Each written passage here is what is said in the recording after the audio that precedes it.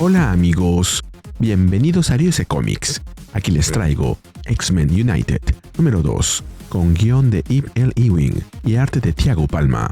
Aquí está la lista de reproducción. Espero que les guste. La historia comienza en Grey Matter Lane, un palacio mental situado en el plano psíquico. Ben Liu grita desesperado que hay fuego y que todos deben salir de inmediato. Mientras corre, recuerda que lastimarse allí significa lastimarse también en el mundo real. Sin embargo, no parece haber nadie cerca, solo el fuego que todo lo consume. Mientras tanto, en el pabellón comedor, la atmósfera es completamente distinta. Rogue disfruta de su bebida y Gambit confirma que están en el paraíso. Nightcrawler y algo que se parece a Magik también conversan. Entre las llamas, Ben corre hasta toparse con Cyclops, quien le pregunta si todos han sido evacuados. Ben responde que lo ignora, pues todos han desaparecido. Una voz interrumpe para señalar que eso es el extremo de la lógica, asumir que están ausentes solo porque no los ve. Quien habla es Emma Frost, quien se acerca a ellos con una sonrisa y les revela que todos están comiendo y bebiendo. Y lo dice en sentido literal, no en el sentido metafórico que parece aplicarse a él. Cyclops pregunta dónde, así que Emma explica que se encuentran en el pabellón comedor, al otro extremo del campus, donde tienen todo lo que podrían desear. Ella misma iba de camino a servirse un bocadillo. Cyclops la toma del brazo y señala que claramente ha habido un infiltrado.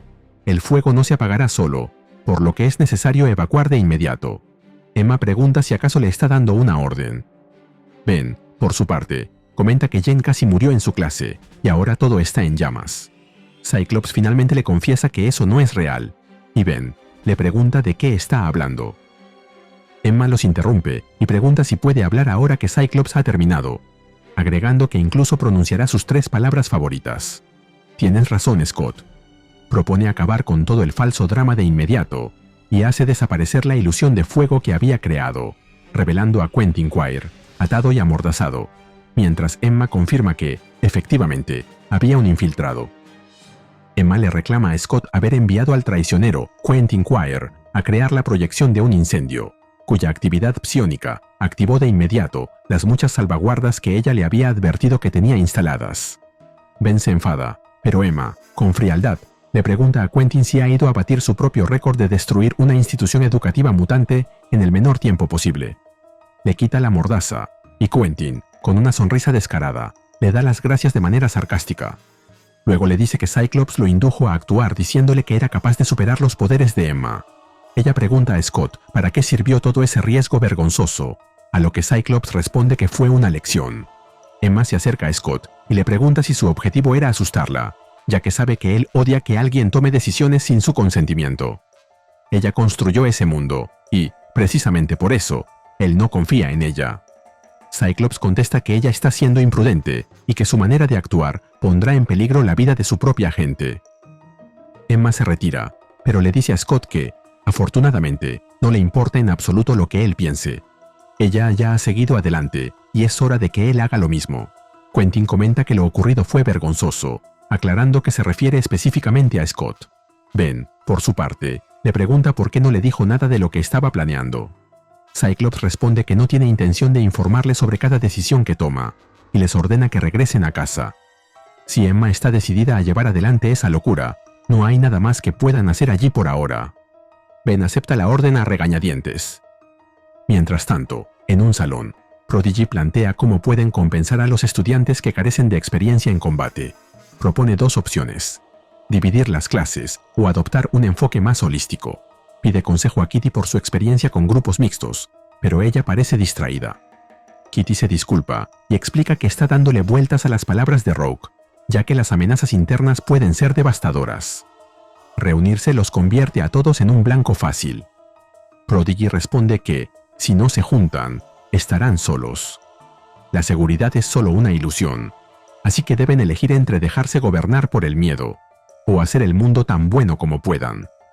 En ese momento, Emma irrumpe en la escena y les relata su encuentro con Cyclops y sus secuaces. Prodigy pregunta si los atrapó con las manos en la masa. Emma lo confirma, y que eso la hizo llegar tarde. En voz alta, se pregunta qué vio ella en Scott alguna vez. Iceman se lamenta, ya que Prodigy quería planificar estrategias antes de que llegara Emma. David pregunta si Scott se disculpó con ella. y Bobby se ríe del comentario, ya que sabe que Scott nunca pide disculpas. Entonces, alguien pide permiso para unirse a la reunión. Es Captain America quien agradece a Emma la invitación. Iceman le pregunta si está tratando de reunir el coraje necesario para invitarla a bailar, pero él dice que lo convoca a algo más serio. Ha recibido un documento de forma anónima. Prodigy toma el papel y comenta que es un obituario en el que se lee que Francis McClan, veterano de la Segunda Guerra Mundial, fue sobrevivido por 3 hijos. Le pregunta a Steve si lo conoce, y él responde que no personalmente, aunque es algo más complicado que eso.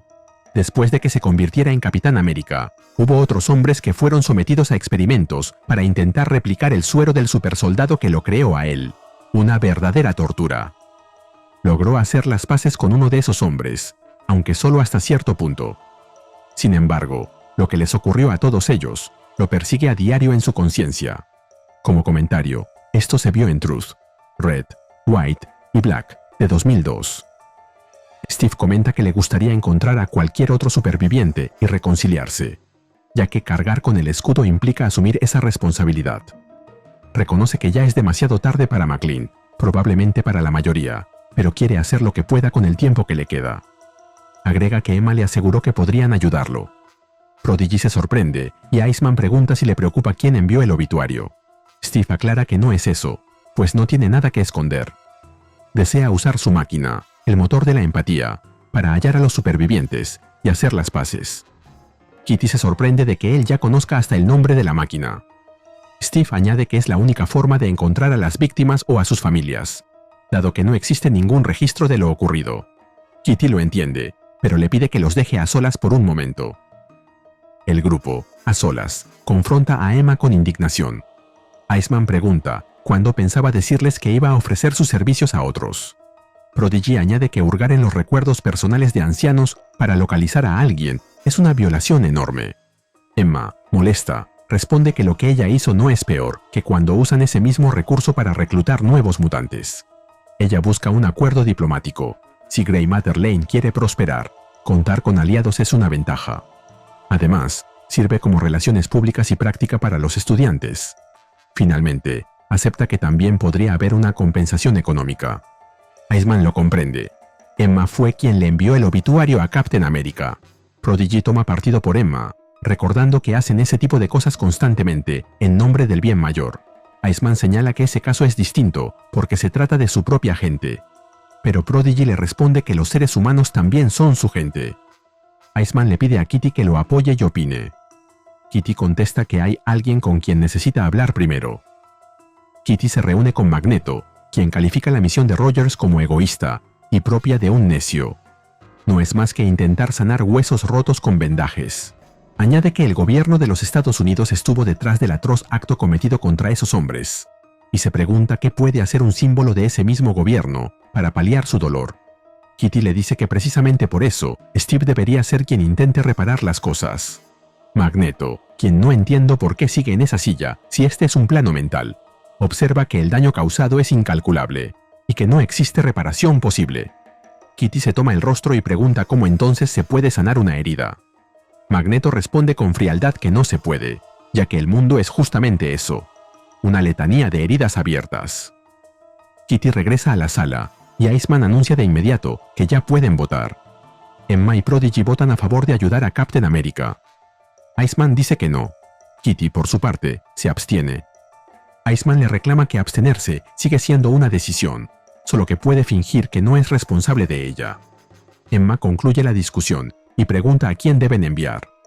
Prodigy responde que no enviarán a un equipo de combate, sino a una misión diplomática. Y para eso ya tiene algunas ideas. Primero, Laura Kinney, quien estará personalmente motivada, ya que se sentirá profundamente ofendida por cualquier experimento realizado en víctimas sin su consentimiento. Agrega que Mile es perfecta para las tareas de infiltración. Además, tiene su propia historia personal relacionada con la deficiente conducta del gobierno. La Oficina de Asuntos Indígenas trasladó a su familia a Chicago en los años 50 y los trató bastante mal. Por último, Jeter, porque sería un comodín que podría usar en situaciones inesperadas. Además, podría aprovechar la práctica. Steve comenta que le parece un equipo competente. Emma responde que se alegra de que lo piense, puesto que él también será parte de él. Iceman agrega que ellos no se limitarán a hacer el trabajo sucio y luego darle un informe escrito. Emma finaliza diciéndole que, además, podrá aprender una o dos cosas. Más tarde, en un laboratorio, Beast repasa que la opción más obvia sería usar a Captain America como ancla y atravesar sus recuerdos. Mile le pregunta a Axo si está de acuerdo y él responde que Beast tiene razón, pero señala que es una mala opción. Beast lo concede, ya que Steve no guarda recuerdos de esas personas y desconoce lo que ignora. Sin embargo, hay decenas de miles de veteranos de la Segunda Guerra Mundial que aún siguen vivos. Con el motor de empatía, es posible construir un compuesto psicosomático de ese mundo, ensamblando fragmentos de sus memorias colectivas, incluyendo incluso los datos de quienes escucharon historias, vieron fotos o leyeron cartas. Ambos reconocen que el resultado tendrá lagunas y errores. Aún así, será un simulacro suficientemente aceptable de ese momento en el tiempo como para encontrar a quien buscan, probablemente. La máquina se activa. Axo, conectado a ella, reporta que la señal es borrosa, pero ha encontrado a alguien vivo que fue llevado al campamento Cathcart en mayo de 1942 y que ahora está de regreso en casa, en Filadelfia. Rift comenta que enviarlos allí es sencillo. Steve se entusiasma, convencido de que se trata de Maurice Canfield, a quien conoció a través de Faith Bradley, la esposa de uno de los veteranos. Agrega que es un hombre de la alta sociedad, distinguido e inteligente. Sabe también que los registros oficiales lo declararon muerto. Mile le dice que esos registros mienten una y otra vez. Steve añade que, si realmente es Canfield, escuchar su historia representará una oportunidad extraordinaria para todos. Rift los reúne a todos, y con sus poderes, los prepara para el viaje. El grupo cruza hacia el compuesto psicosomático, emergiendo en un lugar oscuro y deteriorado. Parecen las ruinas de un antiguo edificio. Laura describe el ambiente como sombrío. Tao añade que resulta inquietante. Sofía, por su parte, aprovecha la situación y le dice a Tao que acaba de conocerla, y que eso es loco, pero tiene miedo, y quiere cogerla de la mano. Captain America halla un periódico del Philadelphia Tribune de octubre de 1945. Laura señala que eso indica que Canfield recién regresó de la guerra. Steve ordena al grupo que espere, mientras se adelanta solo para no asustarlo. Laura responde que la idea es tierna, pero no va a aceptarla. Jeter añade que dividirse es exactamente la forma en que uno termina muerto en una casa embrujada. Si aprecias lo que hacemos en Riose Comics, regálame un me gusta, suscríbete y activa la campanita. Gracias. Saludos a Red Grace. De pronto, una voz se oye tras la puerta, diciéndoles que entren, pues no tiene sentido andar merodeando como fantasmas. Al entrar, ven a Canfield, elegantemente vestido, sentado tras un escritorio, que los observa con calma. Steve se disculpa por haber irrumpido de esa manera. Se presenta y comienza a introducir al grupo, pero su frase queda interrumpida. Los demás han desaparecido. Cuando vuelve a ver al frente, Canfield es ahora un anciano, y todo el lugar está hecho un desastre. Canfield se dirige a Steve y le dice que siempre es un placer conocer a otro agente del gobierno. Mientras tanto, Beast, desde el laboratorio, observa algo que llama su atención. Axo quiere saber qué ocurre, y él explica que el problema son las inestabilidades temporales. Si una persona recuerda una calle de 1945 y otra la recuerda de 1960, el sistema no puede reconciliar esas versiones. El resultado es una incertidumbre cuántica que permite fijar la ubicación, pero no el tiempo. Finaliza diciendo que, en retrospectiva, era un resultado teóricamente muy predecible. Emma responde que, teóricamente, va a estrangularlo.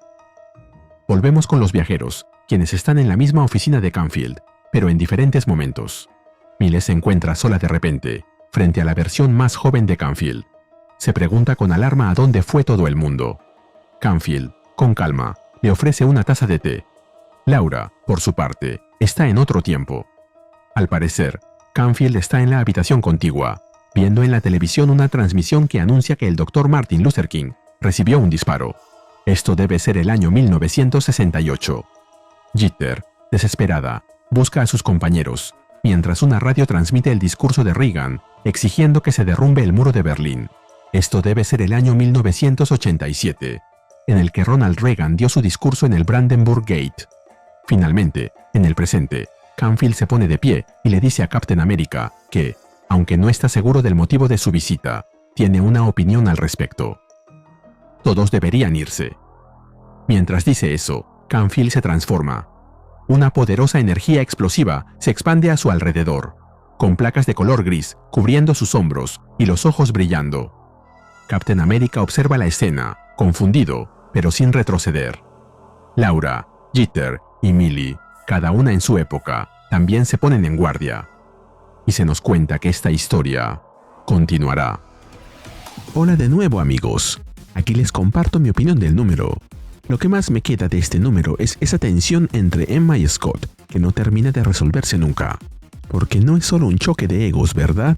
Es algo más profundo. Él siente que ella construyó un mundo donde no tiene control, y ella simplemente ya lo superó. O eso dice. Tienes razón, Scott. Con esa frialdad es de las mejores líneas del número. Pero lo que me cuesta aceptar es que el plan de Scott sea tan malo. O sea, estamos hablando de Cyclops. El tipo tiene carpetas clasificadas para cada escenario posible. Y lo mejor que se le ocurre es mandar a Quentin a crear un incendio falso que casi nadie nota. No lo estoy leyendo como el tipo táctico y frío que conozco. Lo estoy viendo como un villano de comedia. Y eso me frustra un poco, porque creo que él no está del todo equivocado en sus preocupaciones. Y luego está lo de Grey Matter Lane, que la verdad, todavía no tengo claro si es una dimensión física, un plano psíquico o las dos cosas a la vez. El número dice que si mueres ahí, mueres de verdad.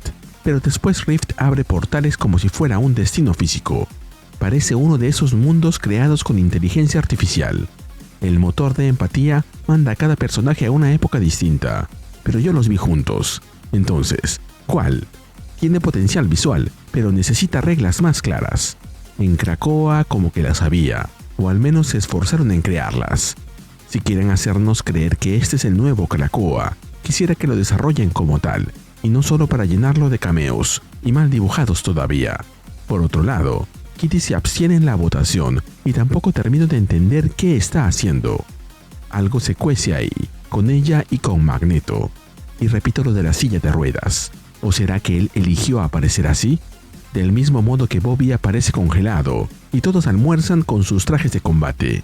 Lo que sí me enganchó de verdad es el arco de Captain America y los experimentos del suero supersoldado. Hay algo en esa imagen de Steve cargando con una culpa que no es directamente suya, pero que igual arrastra. Y el giro final con Canfield transformándose, con el tiempo roto, y cada personaje aislado en su propia época, tiene potencial. Pero la pregunta que me llevo es simple. ¿Va a terminar de explicar este libro o sus propias reglas antes de que sea demasiado tarde? Y así llegamos al final de este video. ¿Qué te pareció este número? Dímelo en los comentarios y mandaré saludos en el siguiente video de Ariose Comics. Nos vemos allí.